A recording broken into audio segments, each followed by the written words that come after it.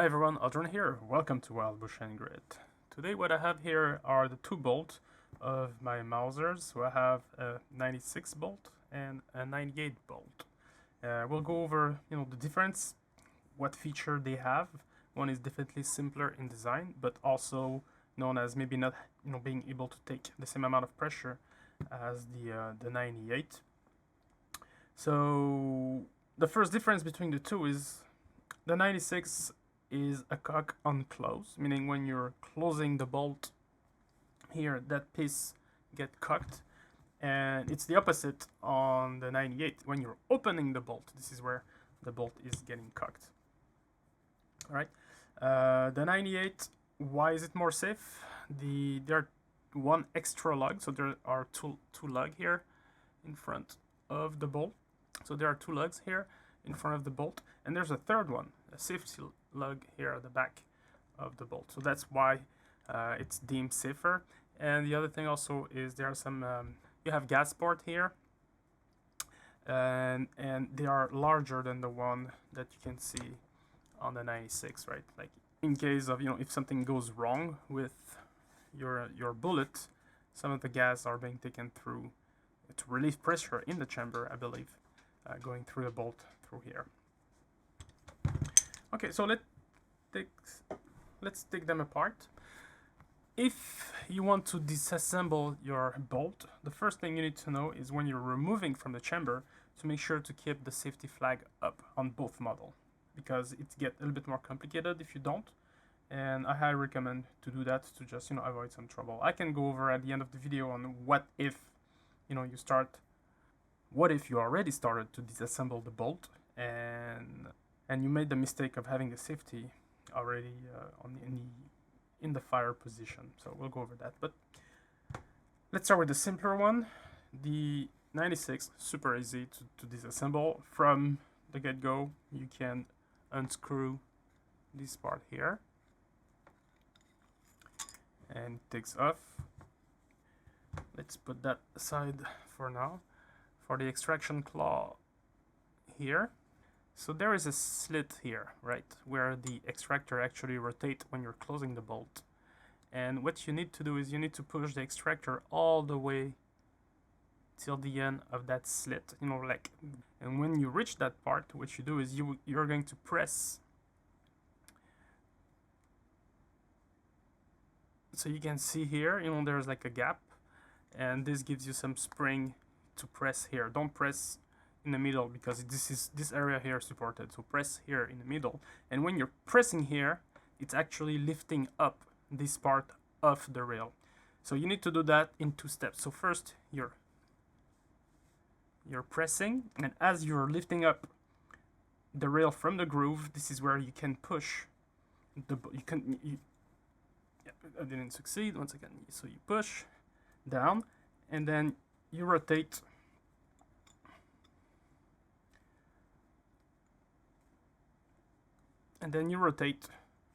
the extractor on the side. When you're clear of the groove here, this is where you can push upward the extractor and it's out. All right. Now for the firing pin and the cocking mechanism, I made myself a little block like this because here I have a hole.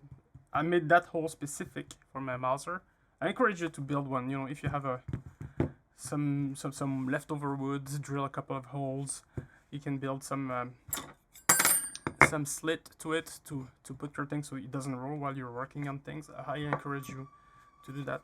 But here, what I want to show you is this tiny hole here. I've made this hole with two drill, a tiny drill to match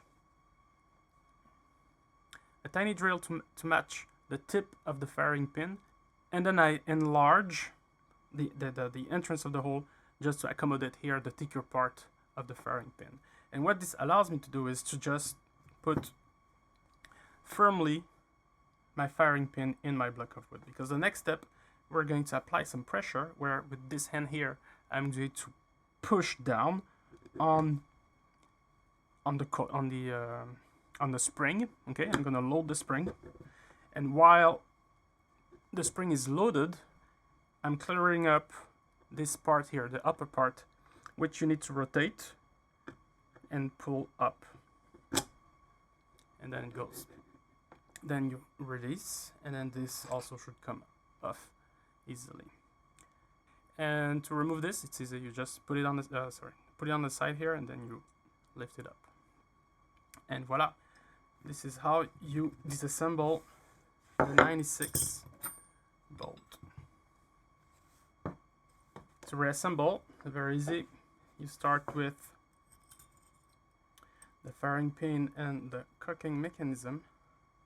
The fairing pin is not a complete cylinder, right? So there's a flat. It's a cylinder with flat on both sides of the fairing pin, and it matches the hole you have here on the end piece of your of the bolt. So when you're putting it back, you need to make sure that you're getting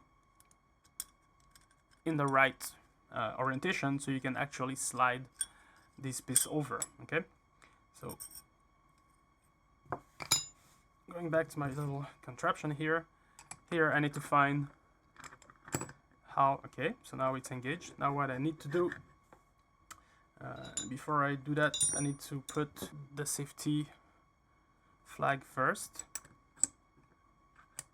Okay, close, and then when you're removing the safety pin, you need to flip it all the way up to the safe bolt lock position, and then you can pull it off. Okay, when you're putting it back, it's the same but in reverse. And when you want to put the cocking piece back, you put it to the safe position, the middle, flag up position. Now what you need to do is you're going to apply some force, load the spring, and if you remember, we had a specific shape here, and it's the same on this end pieces here. So you have to make sure that you find. Whoop.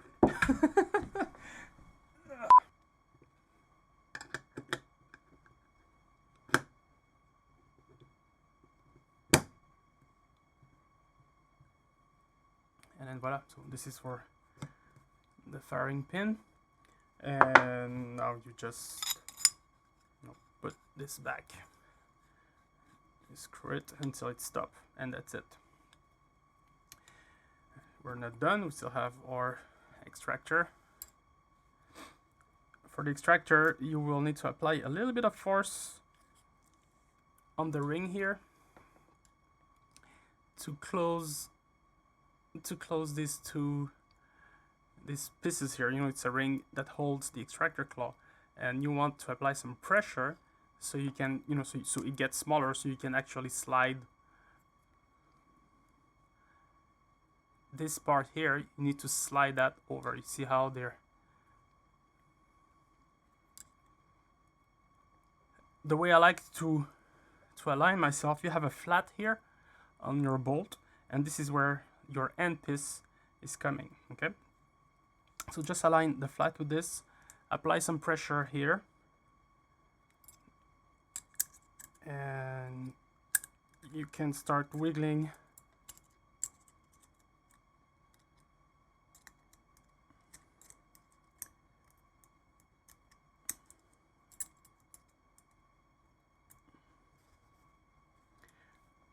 when you feel you're aligned.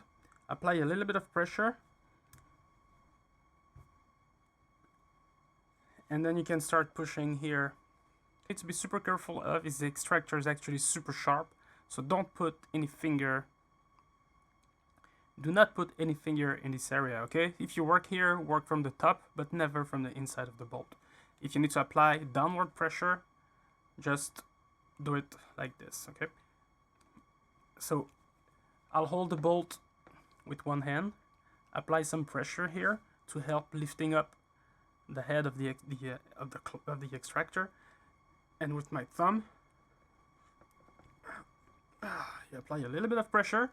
Now it's all in, and now the only thing we need to do is rotate counterclockwise and align the extractor and the lug, and you're good.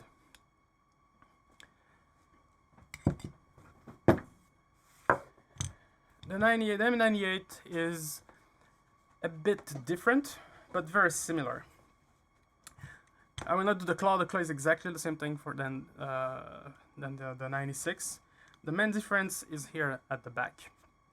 You have a piece here at the back of the lug that has some tension with the spring, and you need to push it and start rotating. Otherwise, it wouldn't push. So, like right now, that part here is locked, and you need to push on that pin up to start the rotation. Okay. As you're reaching, when you're revolving, you will reach that part here behind the handle, and you might, you know, give it another little push so it goes over the handle, and then that's it. Now you should be fully clear. For the bolt, for the firing pin, it's exactly the same thing. I have my little contraption here, applying some force on the spring. I will rotate this part and lift it up, and slowly releasing that part. Otherwise, you know, hold it, otherwise it will go flying. And here it's the same thing as on the 96. You flip it on the other side and you remove it. So very similar. Very, very similar. Here you have that little plunger we were talking about earlier. You can remove it. Be careful, there's a spring inside. But what I like to do to remove it is I like to push on it and rotate it so you get catch here. And then just with a tiny screwdriver, you can push it and then it comes out with the spring. Okay, to put it back, it's the same thing, but in reverse. So you put the spring in, that metal pin here, you just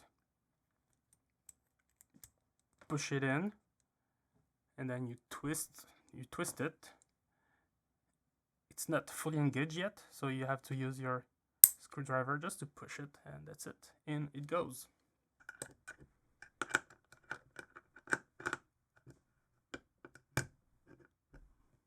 Simple. And then you just put it until lock, and then it's ready. When you put it back in the firearm, make sure the extractor is where it should be, opposed to the opposite lug, and you're good. Alright, so let's talk about troubleshooting that I'm aware of, at least. The only problem you could run into if you're disassembling the rifle, and so earlier I was stating that this flag needs to be up, you know, when you remove it from your rifle and you start working on it and you dismantle it. You could, by mistake, start dismantling it, or maybe you didn't know and you already, you know, maybe you didn't know and you already started dismantling it, but now you have a problem. Let me show you what's happening. So let's say, okay, so let's say you didn't know, all right? So I'm gonna push the flag down back to the fire position, and I'm gonna start dismantling. I want you to hear what's happening here. You hear that? Oh, I was off camera, god damn it. So see the difference between flag up versus flag down. So if I'm going down the flag, so as I said earlier, I need to push that thing here, you know, that little plunger that is spring loaded, and you didn't hear anything, right? There was no click or anything in the mechanism. Now I hear that. If I'm pushing the safety to the fire position and I start twisting it, so I'm going to push the plunger and twist it, and pay close attention to what's happening here. You hear that click? So the bolt completely disengaged, and now I can't continue the disassembling, and guess what? I cannot put it back either. Your bolt is stuck in a very strange position. You can't put it back into the receiver. What do? Well, there's a little trick here, fellas, and let me show it to you. It's not the end of the world. It's just gonna require a little bit of elbow grease. I like to use a case. A rim case is better. I like to use a case. A rim case is better. You can use, you know, a typical case. This is what, 6.5? Yeah, this is 6.5. But I think the rim case is a little bit better because you have thicker lips on the rim case. Here, hopefully this comes out there, you have a little notch. So you have a little notch here. And this is where you need to insert the rim case to grab the, I don't know how you call that little piece here, but like, no, the cocking piece. And so all you need to do is put the rim of the case in that notch. And this is where you need to be strong, because you need to pull that. You need to pull almost as if you're cocking. And when you're clearing it with your thumb, now I'm pushing the bolt up. Now I'm good. I can actually put it back on the flag position, and now I can start the actual disassembly.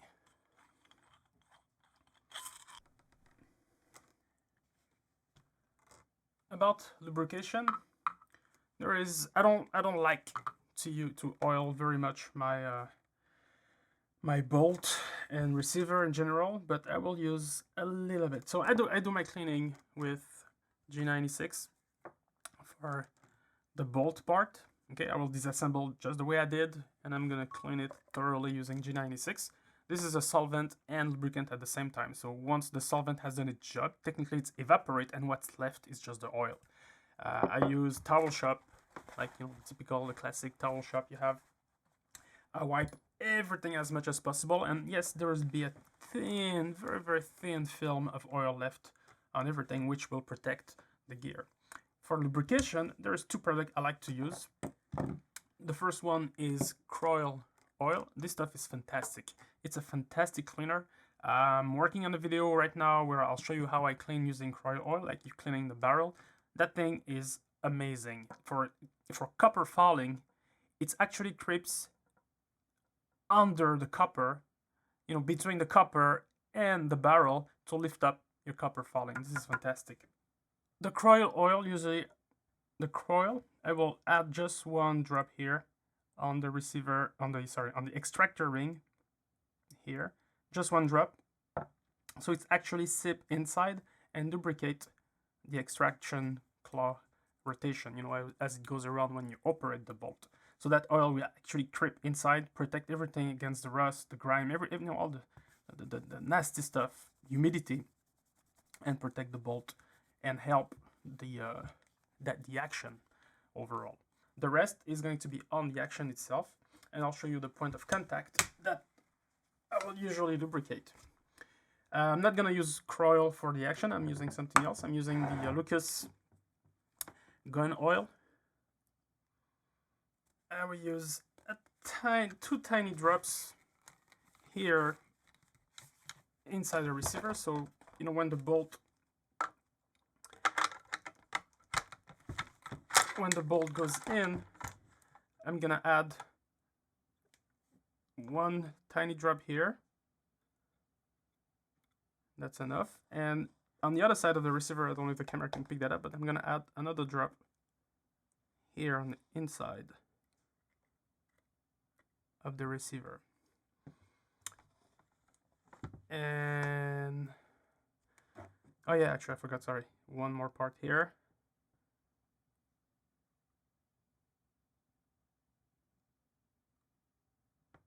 And here to help the rotation when the rifle is in the action and you have that extraction going around.